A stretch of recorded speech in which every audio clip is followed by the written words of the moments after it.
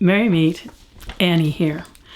This is the story I tell of the god at Samhain. The god resides in the underworld during the length of the season of Samhain, having been the sacrifice at Lammas tide. He reigns there until his return as the child of promise and light at the winter solstice. How can he be both lord of the underworld and then suddenly stop being that and become newborn to the goddess? He doesn't.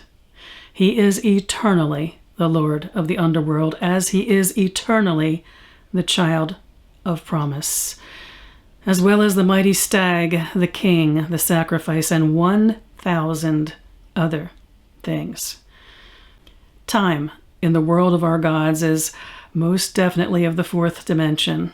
All of their aspects exist currently and throughout all of time. We honor different aspects in different seasons as a way to remember who they are in those aspects. But they do not stop being one aspect to become another. They are wider and deeper than that, encompassing all possibilities. At Samhain, we honor the god at his pinnacle of power and influence as the lord of the underworld. He is the one, as his various mythologies declare, who will meet us when our time here has ended. The beautiful poignancy and comfort to that is that our stories of him are of the God who must die, as do we. He understands our living and our dying. His embrace at death is seen as a tender one. There's no threat to the underworld where he reigns.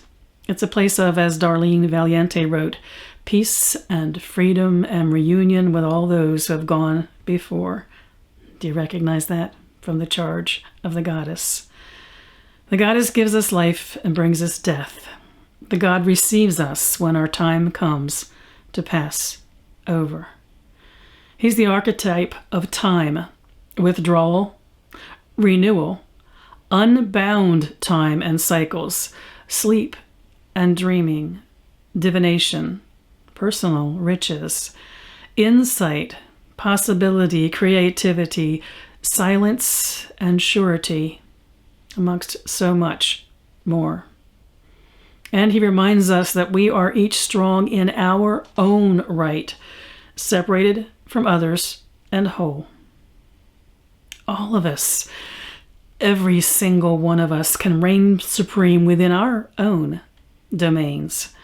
His illustration is that we can do so separately from the expectations of others. But then the trick is to discover what the territory of sovereignty might be for us.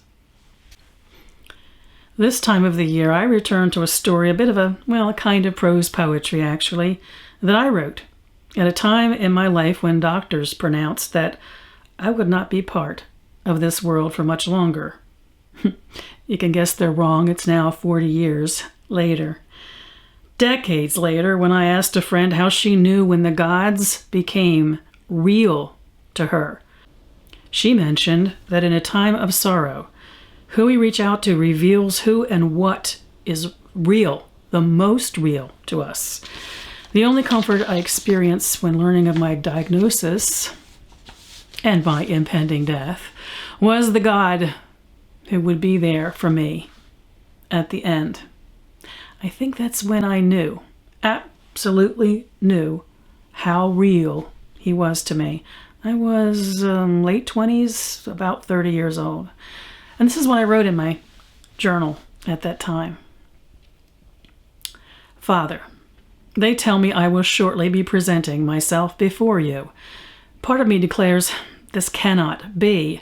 Another yearns for your embrace.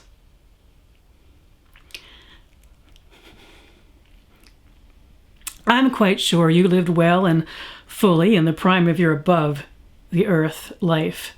But I know from your example that there is also comfort in endings, that I was always meant to return, indeed have been returning since the moment of my birth. But it didn't feel that way along the way. I'm being honest with you. Everything here seems so real and permanent, as if it were the only part of me that is real. I've only just now considered that I will end that I am about to end. Or at least this part of me will end. Were you afraid at this point? I wonder who I will be when only the best bits of me remain. Forgive me my hesitancy to join you, brother. Even as I look to our reunion, I'm clinging to what has been, at least for a while. 46 years later, I'm still kind of clinging to what has been. I have a different attitude about passing now. I guess it's because as we get older, we think more of the fact that, well, we're on the downhill slide of our life. One thing I am sure about, and maybe because I had that experience in my 20s of being told I had months to live, I'm quite sure he'll be there at the moment I pass over. I wish you all mirth and reverence. Merry part.